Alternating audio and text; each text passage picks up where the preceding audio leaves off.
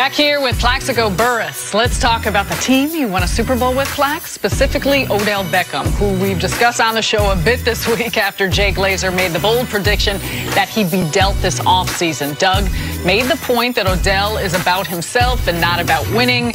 Well, that got Twitter fired up. A Giants blogger tweeted that Odell is literally only about winning, to which Odell replied, literally, the only thing I care about, winning. Stop it. Leap out of here to anybody who don't see or isn't able to comprehend that. One day, everything will all make sense in the end, I promise you. Stories unfolding. It's all a part of the journey. Hashtag just wait. Plaxico, what do you make of what Odell had to say? It was the first time I heard about it was this morning. Come on, Doug. I mean, you gotta let my guy live. Well, the idea of he's only about winning. Like, no, it's not about.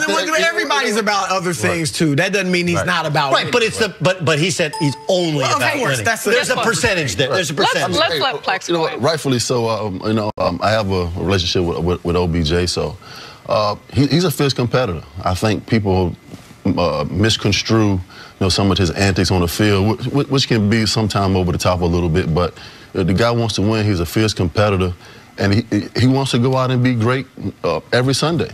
And, he's frustrated with everything that's going on. He can't get the ball. The line can't protect. That's a whole different other story. But at the end of the day, I really believe him when he says, when he's all about winning, he really is. I guess the question becomes, like, you were in this league, you know Jay Glazer, and it wasn't, I would agree with you, it wasn't him reporting. Right. Okay, we talked about this a little bit earlier. It wasn't him reporting. On the other hand, it was unsolicited. It was, hey, a bold prediction. He was asked for a bold prediction, right? But that's the bold prediction you come out with? So when I hear Jay Glazer say, I'm like, damn, he's good as gone. You might, I hope you're renting. You didn't buy. Like, that's the way I feel. And then when you look at how the season ended, where he said, hey, we want to win, we want to finish 8-8, remember, but he bailed on the onside kick against the Bears, and then he had the quad injury that kept him out. And I'm willing to believe he's hurt. Right. I don't know if he's injured. There's a reason that there's always sort of some noise that follows him. I'm not questioning his talent. Right. It's ridiculous talent and ridiculous production when he's healthy, but he's almost never healthy. And then there are moments which lead you to believe, like, wait, is he really all about winning? Or does he like to say he's all about winning?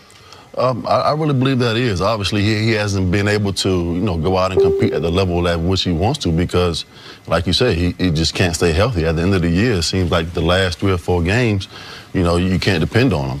So, something's going to have to change within the organization. I think that, I think he's a leader. I really do. But I don't think that he really knows how to accept the responsibility of, being a leader.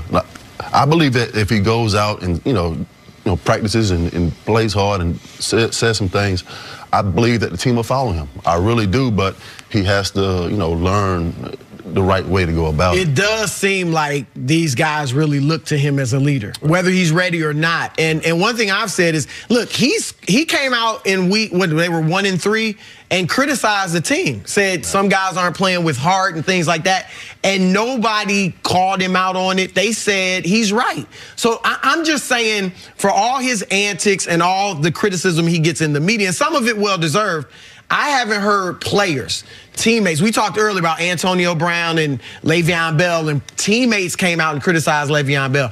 I haven't heard anybody say one word negatively, a teammate, about Odell. That tells me that they think, and maybe I'm wrong, I wanted to know from you, that tells me they think he is about winning. Because if they thought he was selfish and he's just out for himself, I think they've had ample opportunities to call him out because he said things and they haven't done it. Is that fair? Yeah, but who's going to say something to him? We alluded on this earlier. Like, all the veterans are basically Eli Manning and Diaz. Eli's not going to say. Yeah, Eli's not going to say anything. But to his teammates not coming out and saying anything about what he said, that goes to show how much respect they have for him as a player when he goes out and competes on Sundays. You know what? You're going to deal with some things with him as far as social media, and all those kind of things because he's OBJ. He's one of the best athletes in the world. Well, he's one of the biggest names. He's a celebrity. He's a celebrity. In sports, he breaks through from behind the face.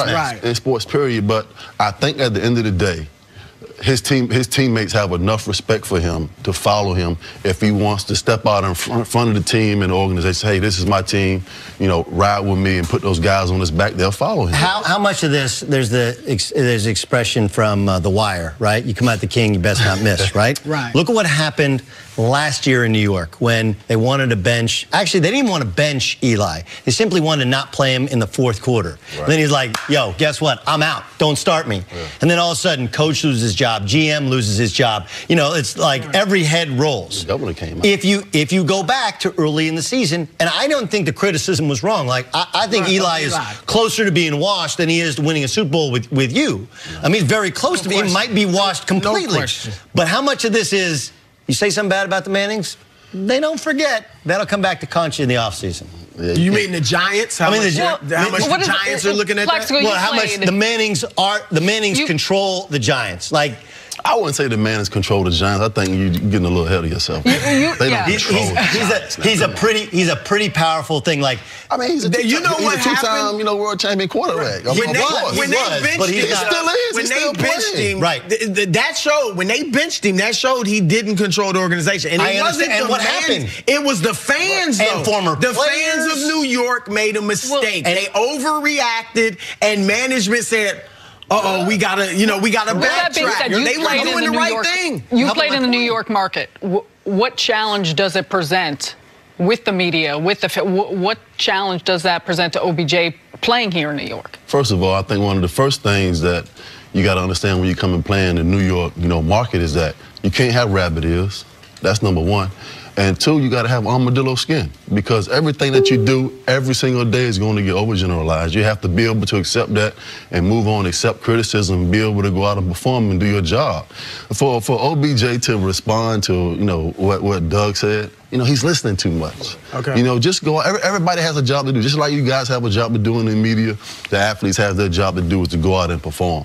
So don't pay attention to anything that anybody's saying, which I know they do because I was a player. It's tough not to. But at the same time, especially playing in this market, it's tough to play here if you're not winning and you're not performing well, because everything is just so scrutinized. So scrutinized. Were you on the hands team? I was not. Okay, if you're on the hands team, Odell Beckham Jr., they're playing the Bears, okay, who are first place team. I'm glad you asked that. Okay, you're on the hands team. Keep it real, too. Hold on, you got a line, you got a group of dudes that their only job is to protect you, and your job in the second line is to go get the football. Ball's on the field, chance to win the game against the Bears, and he goes, I'm good. Business decision. Week 12, they're 4-7 at the time. They're out of it. No, they weren't out of it at the time. He said there's still a chance, if you remember, in the NFC East. I'm gonna just give you, my little brief, what I think. We would have had somebody in that team meeting room the next day on Monday morning, a veteran like, Michael Strahan or Sam Madison or one of those guys stand up in that team special teams meeting on Monday morning and say, hey, man, you got to go get that football. It doesn't matter what everybody else says, because we're the guys that got to go out and play hard with each other on a day-to-day and week-to-week basis. You got to have that person on that team and just say, hey, man, you got to go get that ball. It doesn't matter what the coaches say in the press conference, because we already know what play should have been made, and he should have dove in there head first and jumped on the football. But he didn't. Actions, not words. Actions, not words. That means he's not about winning? No. It doesn't mean he's not about winning. Thank you so much for being here with us. We appreciate it. All right, coming up, who is the blame for the Steelers' troubles? That's next on First Things First. Well, I don't think he should be on the hands team. Because you can get I don't know why he's out there either. Right. I was never out there.